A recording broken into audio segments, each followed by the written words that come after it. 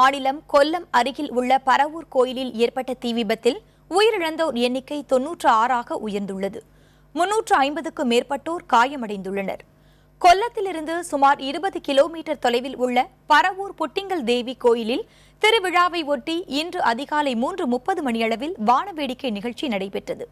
அப்போது வானவேடிக்கை தீப்பொறிகள், பட்டாசுகள் அடுக்கி வைக்கப்பட்டிருந்த அறைப்பகுதியில் விழுந்துள்ளன. இதையடுத்து பட்டாசுகள் அனைத்தும் வெடித்து சிதறியதில் கோயிலின் கட்டிடங்கள் இடிந்து விழுந்தன.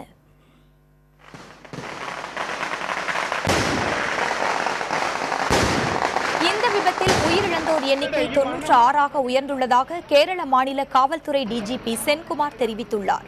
350க்கும் மேற்பட்டோர் படுகாயமடைந்திருப்பதாகவும் கூறியுள்ளார். கொல்லம் மற்றும் திருவனந்தபுரம் மருத்துவமனைகளில் சிகிச்சைக்காக அனுமதிக்கப்பட்டுள்ளவர்களில் பலரது நிலைமை கவலைக்கிடமாக இருப்பதாக தகவல் வெளியாகியுள்ளது. பட்டாசு விபத்து குறித்து விசாரணைக்கு உத்தரவிட்டிருப்பதாகவும் உரிய நடவடிக்கை எடுக்கப்படும் என்றும் கேரள உள்துறை அமைச்சர் ரமேஷ் சென்னிதாலா தெரிவித்துள்ளார். புட்டிங்கல் தேவி கோயில் விபத்து அதிர்ச்சி அளிப்பதாக கூறியுள்ள கேரள மாநில ஆளுநர் சதாசிவம் இறந்தவர்களின் குடும்பத்தினருக்கும் இரங்கல் தெரிவித்துள்ளார். மேலும் விபத்து குறித்து உயர் அதிகாரிகளிடம் விளக்கம் கேட்டிருப்பதாகவும் காயமடைந்தவர்களுக்கு உயர்ந்த சிகிச்சை அளிக்க உத்தரவிட்டிருப்பதாகவும் புதிய தலைமுறையிடம் கேரள ஆளுநர் சதாசிவம் தெரிவித்துள்ளார்.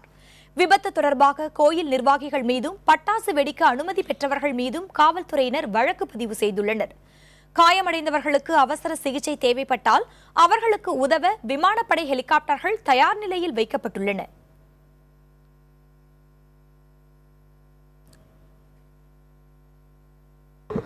അതിനെപ്പറ്റിയെല്ലാം വിശദമായി ഞങ്ങൾ പരിശോധിക്കും. ഇപ്പം നമ്മുടെ മുമ്പിലുള്ള പ്രയോറിറ്റി എന്ന് പറയുന്നത് ആളുകളെ രക്ഷിക്കുക, അവരെ സഹായിക്കുക, പോസ്റ്റ്മോർട്ടം പെട്ടെന്ന് നടത്തുക, മറ്റ് മെച്ചപ്പെട്ട ചികിത്സ നൽകുക എന്നുള്ളതാണ്. 3 മണിക്ക് ചേർന്ന ക്യാബിനറ്റിൽ വെച്ച് ഏത് തരത്തിലുള്ള അന്വേഷണമാണ് വേണ്ടത് എന്ന് തീരുമാനിക്കും. അത് കഴിഞ്ഞാൽ ആ അന്വേഷണത്തിലൂടെ വെളിവാകുന്ന കാര്യങ്ങളുടെ അടിസ്ഥാനത്തിൽ അതിനാവശ്യമായ നിയമ നടപടികളുമായി മുന്നോട്ട്